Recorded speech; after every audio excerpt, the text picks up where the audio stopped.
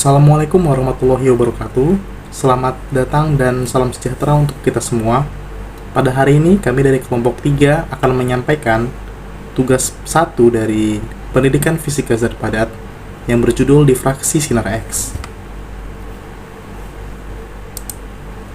Topik pembahasan kita pada kali ini yang pertama ada difraksi sinar X yang akan dibawakan oleh saya sendiri sebagai moderator. Yang kedua, sumber-sumber dan spektrum sinar X akan dibawakan oleh Andika. Yang ketiga dan keempat, mekanisme terjadinya sinar X serta karakteristik spektrum dan sinar Bremsstrahlung akan disampaikan oleh Brian. Yang kelima, persamaan Bragg. Keenam, intensitas difraksi sinar X sama-sama akan dibawakan oleh Yanda. Dan yang terakhir, kisih kebalikan dan faktor struktur atom akan disampaikan oleh Yuslin. Baiklah, topik pertama kita yaitu difraksi sinar X. Difraksi sinar X atau X-ray diffraction merupakan suatu metode atau teknik yang digunakan dengan tujuan untuk menganalisis kepadatan kristal. Sinar X sendiri adalah radiasi gelombang elektromagnetik dengan gelombang panjangnya sekitar 1 Armstrong dan berada di antara panjang gelombang gamma dan juga sinar ultraviolet atau UV. Sinar X dihasilkan jika elektron berkecepatan tinggi menumbuk atau menghantam suatu logam target.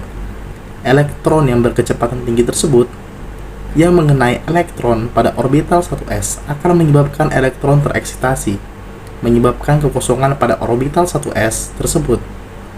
Dengan adanya pengisian elektron pada orbital kosong tersebut, dan orbital yang lebih tinggi energi yang dihasilkannya akan memberikan pancaran sinar X.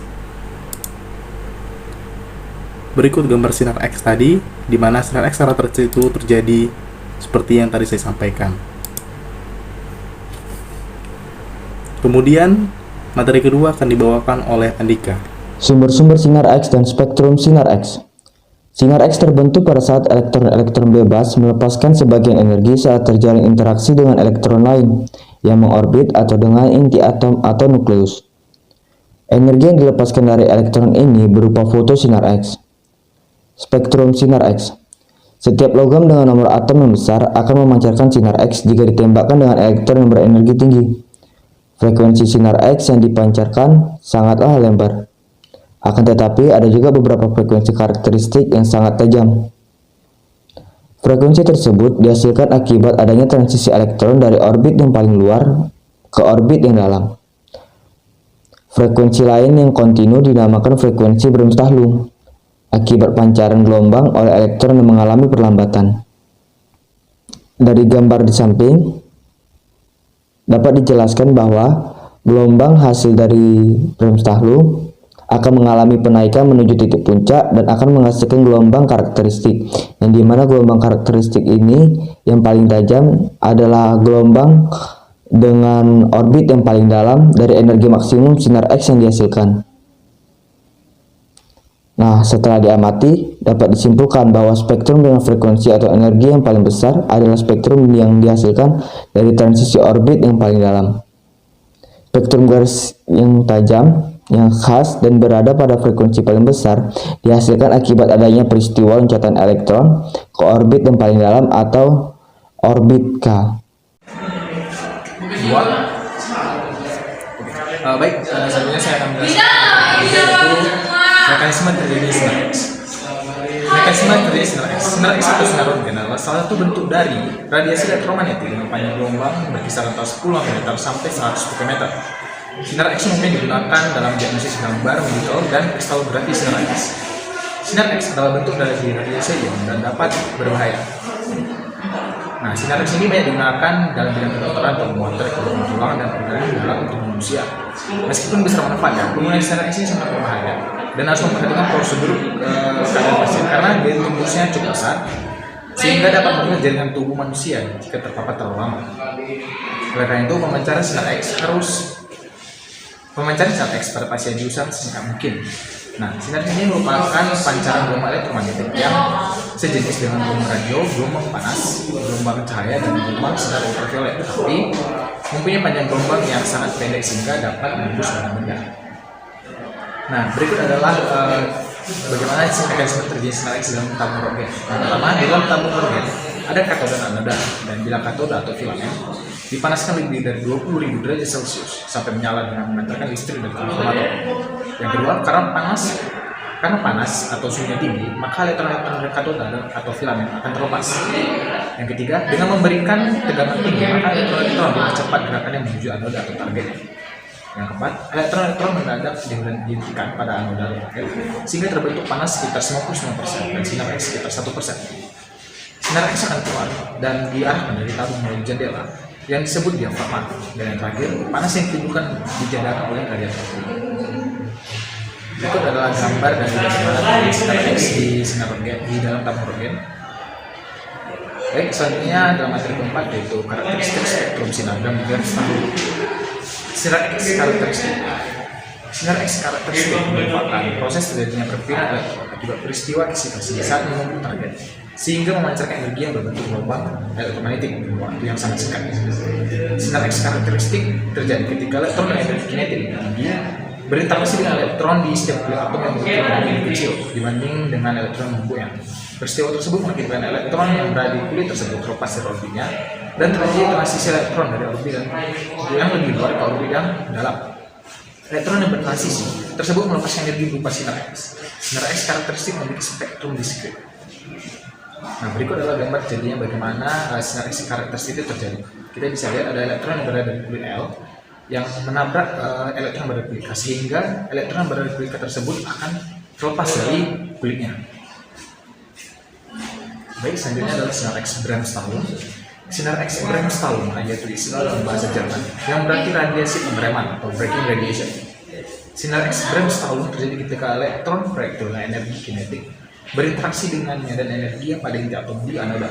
Karena inti atom ini mempunyai energi positif dan elektron energi negatif, maka terjadi hubungan tarik-menarik antara inti atom dengan elektron.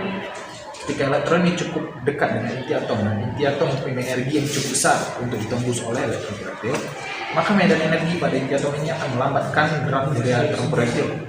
Perlambatan ini akibat adanya potensial atom sehingga energi elektron proyektil berkurang dan berubah arah. Lalu energi yang hilang tadi mengalami perubahan energi dengan melepaskan foton sinar X. Energi yang hilang dari elektron proyektil ini dikenal dengan foton sinar X Bremsstrahlung. Berikut adalah bagaimana proses terjadinya sinar X Bremsstrahlung. Baik, materi selanjutnya akan dijelaskan oleh teman saya. Terima kasih.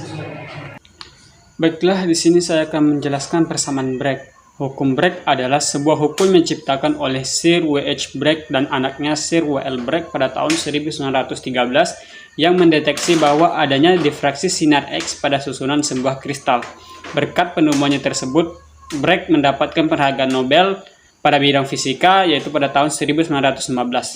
Hukum Bragg hanya digunakan untuk menjelaskan pola interferensi dari hamburan sinar X pada kristal. Difraksi ini telah dikembangkan untuk mempelajari struktur semua keadaan materi dengan beberapa sinar seperti ion, elektron, neutron, dan proton dengan panjang gelombang yang sama dengan jarak antara atom atau struktur molekul pada materi. Pada gambar tersebut dapat dijelaskan bahwa ketika sinar datang menembus titik Z, maka sinar akan dipantulkan dengan membentuk sudut yang sama.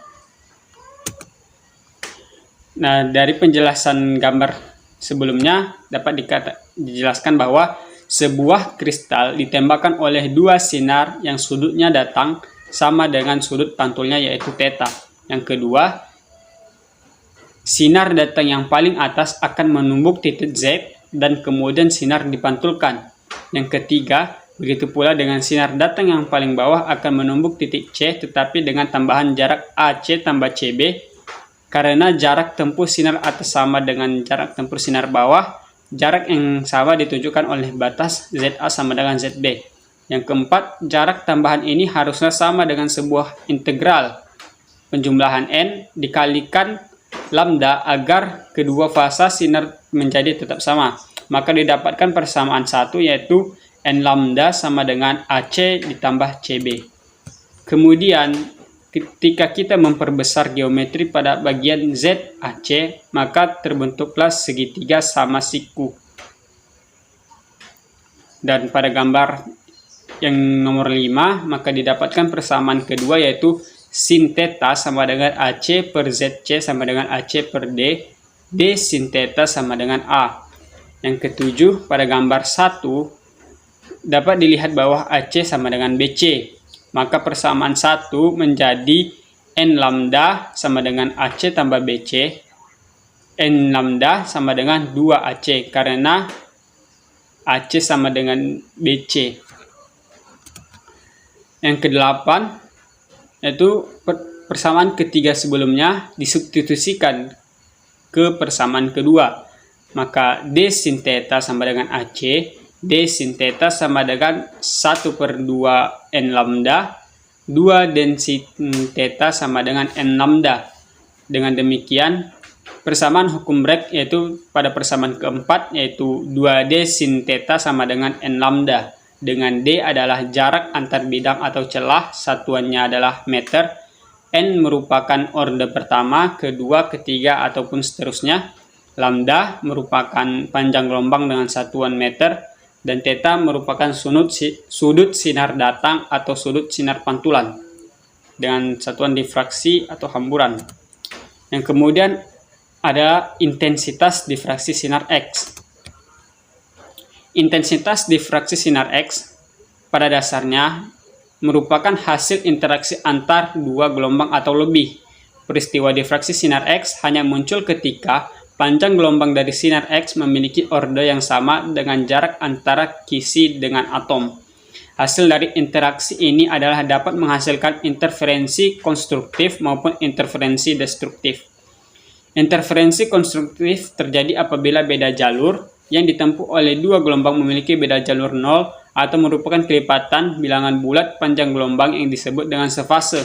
Hal ini menyebabkan intensitas difraksinya meningkat dan dapat dideteksi oleh detektor. Sedangkan interferensi destruktif terjadi apabila beda jalur yang ditempuh bukan merupakan bilangan bulat panjang gelombang sehingga sinar-sinar tersebut saling menghilangkan satu sama lain dan dikatakan tidak sefase, atau dapat dikatakan bahwa interferensi konstruktif itu saling menguatkan satu sama lain, sedangkan interferensi destruktif itu saling menghilangkan satu sama lain. Baik, materi selanjutnya akan disampaikan oleh teman saya. Terima kasih. Baik, selanjutnya ada kisi kebalikan dan zona Brillouin. Nah, setiap struktur kristal memiliki dua kisi, yaitu kisi kristal dan kisi resiprokal. Saat kristal dikenai sinar X, akan dihasilkan pola difraksi yang merupakan peta kisi resiprokal kristal tersebut. Nah, andaikan vektor basis dalam ruang nyata A1, A2, dan A3 dan vektor kisi resiprok B1, B2, dan B3 dibataskan akan menghasilkan vektor seperti digambar di bawah, di mana vektor A1, A2, dan A3 merupakan vektor basis dalam ruang nyata atau vektor kisi kristal, dan B1, B2, dan B3 merupakan vektor kisi resiprok. Kemudian adapun hubungan antara kisi kristal dan kisi resiprok berdasarkan gambar vektor di atas, yakni ada B1 kali A2 sama dengan B1 kali A3, kemudian B2 kali A1 sama dengan B2 kali A3, B3 kali A1 sama dengan B3 kali A2, sehingga dapat disimpulkan bahwa vektor pada ruang kisi resiprok adalah G sama dengan V1 kali B1 ditambah V2 kali B2 ditambah V3 kali B3. Kemudian ada zona Brillouin. Nah, daerah Brillouin adalah daerah yang terbentuk dari himpunan titik-titik dari sel Wigner-Seitz dari titik asal untuk menyeberangi ruang timbal balik. Nah, daerah Brillouin terbentuk akibat daerah Brillouin pertama, di mana daerah Brillouin pertama yaitu lokus titik-titik dalam ruang timbal balik yang lebih dekat dengan asal kisi resiprok dari mereka untuk poin timbal balik kisi lainnya. Jadi, daerah Brillouin pertama disebut juga sebagai daerah Brillouin. Kemudian ada faktor struktur atom.